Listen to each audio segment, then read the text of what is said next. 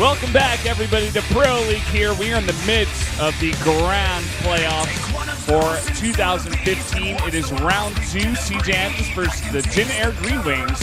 And I am here, Valdez. With me joined is Moonglade and Wolf. How are you guys? I'm doing great.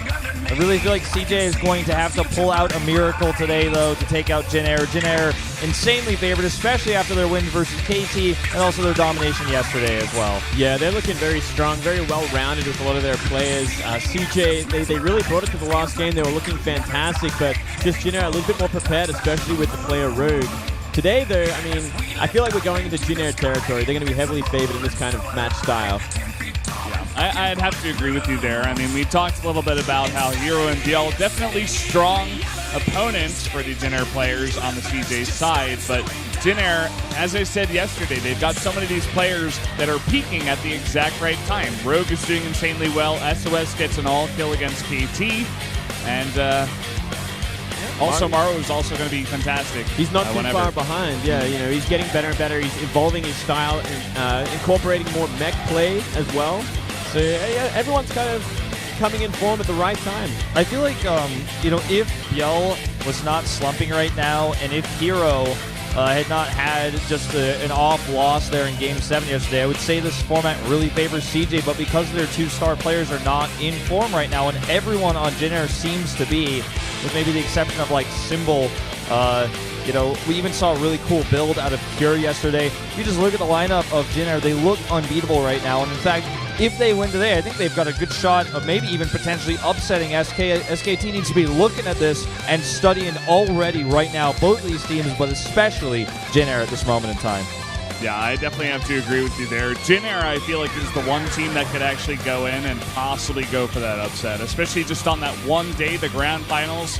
Who knows? Maybe, you know, the SKT players, they haven't been playing every week as Jin Air has been, essentially practicing, getting ready, you know, being on the big stage, getting rid of those nerves and just getting their endurance up. Yeah, I mean, you can look, for example, of KT. They went on holidays before they had their first match of the postseason, and they did horribly. Same thing could happen to SKT, though. I feel like SKT is a little bit more strict maybe in their practice. They won't let that kind of thing happen this time. Yeah, regardless of what happens, whoever wins here today, I feel like SKT has a depth in their lineup that's so strong that you go into a best-of-7 finals, they're not going to have any players that are fillers, whereas some of these other teams like Jin Air and CJ in this entry format do have a few players that kind of go in hoping to get that one best-of-1 win, but it seems unlikely, you know? Definitely with that entry format. You know, going into the all-kill here, we're going to take a look at the maps as well.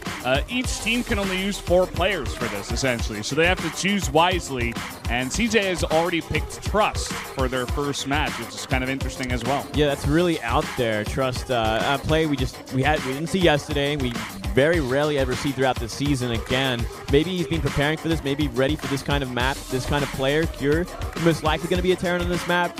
It makes sense, but I'm questioning it. I'm very confident Cure's going to do well.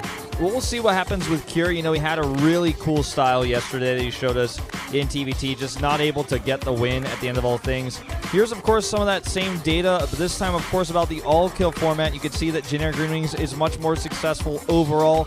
They've also played 5 more total matches than CJ Antis has. Yep, kind of interesting. I was thinking, you know, maybe Jin Air going with a 4-2 here, and CJ Antis has gone 2-5 in 4-2, you know, victories and losses there. And now we're going to take a look at the multi-kill data. SOS up at the top there, 2 all kills. Maru has gotten 1. And nothing for CJ. So they haven't got it once. BL the closest with 3 kills. Surprisingly, Hero only has had 2 kills in a row. I could say a lot coming into today, and I mean, looking at those 2 players as well, BL not playing well, and Hero very predictable in this kind of situation. It's somewhat worrisome to see that BL and Hero at the top here. Considering CJ Antis has never had, ever, in StarCraft 2, an all-kill. It's a bit worrisome going into today's format.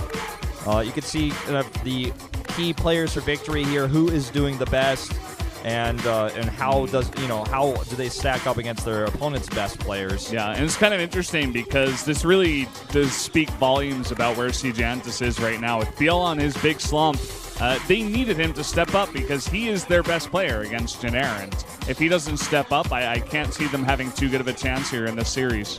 Yeah, I mean, it almost sounds like we're giving CJ this sort of like dark, cynical outlook going into today. But if you look at their matches last week, or rather just yesterday and also the weeks before leading into round 4, they just looked very slumpy. You know, they did not look like a team that belongs in the grand postseason right now.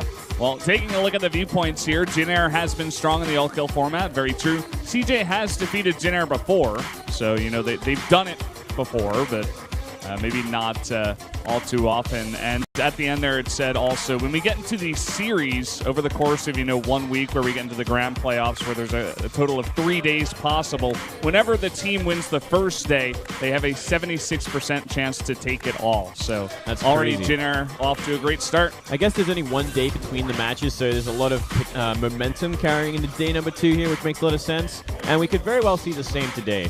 Absolutely. I'm always a big fan and a big scholar of looking at those kind of stats and seeing who wins game 1 in the best of 7, who wins game 1 in the best of 3. And in a series like this, I think the momentum is the biggest thing, because day 1 is the day you have the most time to prepare for. You've got time since Friday, and those stats go all the way back as far as StarCraft 1, like Brood War best of 3 stats. Yeah, that is crazy. As we look at the events, I mean, we could also talk about the first match and also the maps. I feel like that's the big storyline that we kind of haven't touched on yet, and we're not going to get a chance to before this actually starts up. But it's interesting that we see a Terran player come out. Oh, it makes sense, actually, that a Terran player comes out on Vaani Research Station and a Protoss for CJ, considering the maps after that, like Iron Fortress. Then it goes to Coda and Echo. I feel like Terran makes a lot of sense in this list of maps. Secure. If he can get that first win, he's going to have a lot of momentum behind that. Whereas Trust, I don't know where he goes from first win. Yeah, and we talked about this before, that Trust is an interesting pick after they had to use 6 players yesterday, and he was not one of the 6. And he is given this chance here, and the maps don't even favor him. So we keep talking about this dark, cynical outlook for CJ's future, especially for today. It's kind of, coming all together. It just seems that way, right? But let's see what they can do. We have seen upsets happen in this league before. I mean, hell, SOS got a reverse all-kill last week on day 2, so anything can happen. I feel like Trust is going to have to show us one of those wonderful, crazy best-of-1 builds, kind of like what we saw from Sora yesterday in PvP. Yep, certainly so. Well, here he is, Trust. He's played 1 game this year. Wow. Besides that, I mean, he's just been playing a ton of online qualifiers and not really finding success anywhere else. He's 1-5 all-time in Pro League as well, including stats from previous seasons. He's definitely not a player that CJ relies upon almost ever. And that's a very interesting place to put him in as well in the first game. A lot of stuff is on the line for this one player to go up against Kira, a guy who is very prepared, has a ton of experience in the booth, and he is a player that Jin Air relies on all the time. You know what? He looked great yesterday despite losing his match. He had a very unique style in TVT, and he had a great game with it too. So I came today looking at it. He should be pretty confident still, and he's playing great. Yeah, I give some hope, on the other hand, to Trust. One of these Protoss snipers, got the Protoss brothers in the house. You've got Sora, you've got Hush to talk to kind of figure this one out. I have to give the edge here to Trust, because there's not enough information to see, whereas in recent times, Cure has been struggling, even with that loss yesterday, even with how well he played yesterday. With that loss, I cannot give him my favor here. I have to give a slight edge to Trust going to this best of 1, because I don't think that Coach Park would rely on him the same way he relied on Sora yesterday if he didn't have a plan. It's going to be a close one, though, and I don't take this decision lightly. It's like I'm really on the fence about it. I would agree with you there. I think if Trust takes this one, he's got to have a crazy build for the game number 1. But guys, let's jump into that game number 1 right now on Vaani Research Station.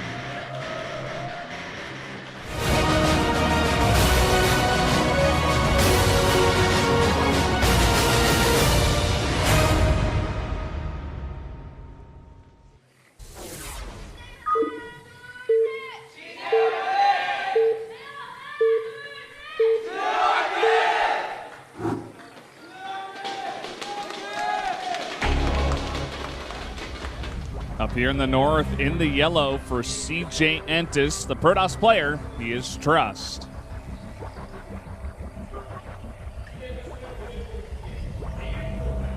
You got to win today so we can see you tomorrow. That sign says down to the bottom at the 6 o'clock position in green. It is Cure for Jin Air Green Wings.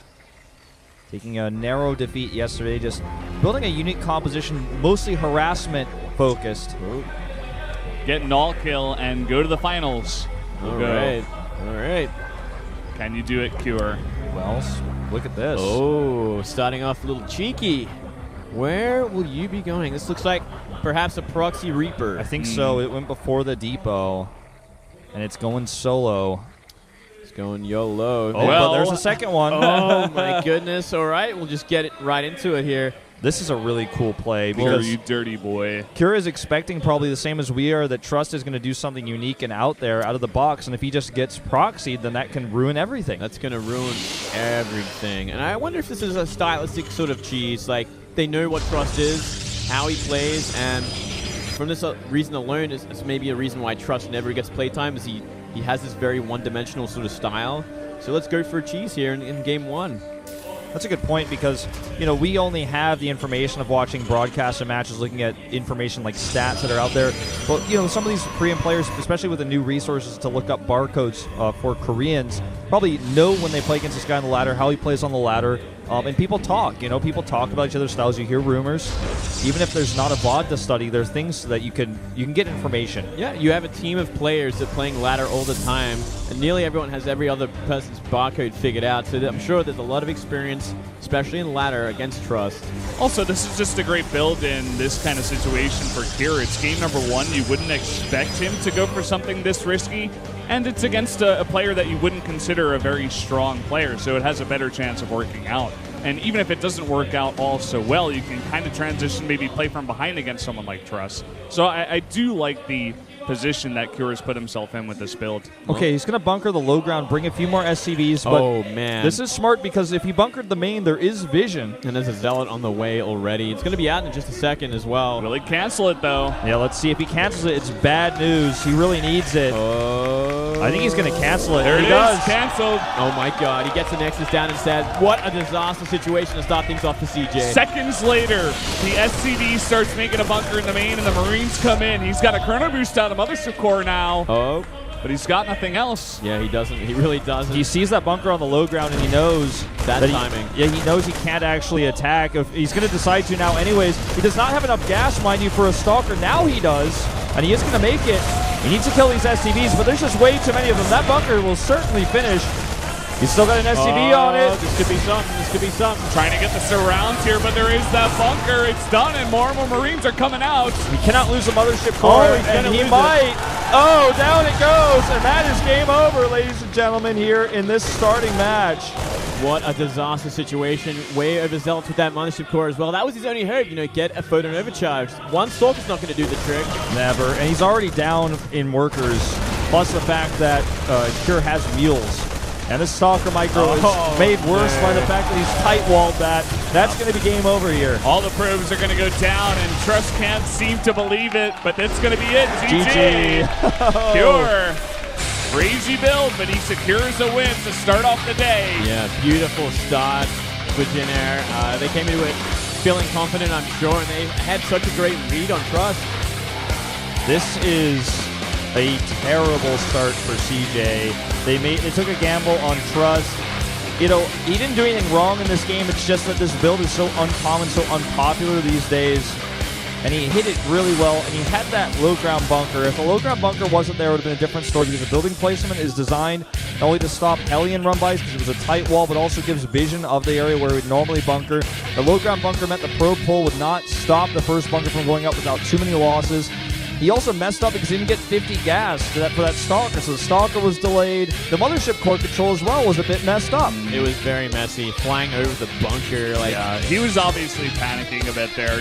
As you said before, very uncommon build, and the timing from Kira as well. It's almost like he knew down to the second when the Zealot was going to be canceled, and that's the second that he walked up the ramp and started making a bunker. So very nicely prepared build for Kira, and he's going into Iron Fortress. So he is. This is fantastic. This is what we were talking about with these maps. Now, I wonder who they're going to send out now. I think it could be Byung, to be honest, because I don't know if they really want to send out someone like BL this early. And I don't think we'll see a Protoss on Iron Fortress. I don't think so either. The Protosses we could see are either hero or the kind of snipe-oriented Protosses, right? So I don't think you want to send a player like that out on a 4-player map. I think Byung is definitely your best choice, your best bet. TVT it, try to win a mech game. We already saw the same thing occur yesterday. On the same map as well. So I think Byung is definitely your pick here. Biel would be an interesting choice. I don't think you can send out Hero, as you guys have echoed. But let's see what CJ wants to do here. Yeah. Let's see if they have a sniper prepared for Cure. I'm sure, well, they had a whole night to kind of sit down and think about who they're going to take, who they're going to bring out if this player fails. So we'll see. But I think it has to be Young, right? Yeah, I have to agree. For the maps that come after it as well, I mean, Coda, Echo, Terraform, you got a lot of maps that Young can play on. Yeah, I don't think you want to send Biel out this early.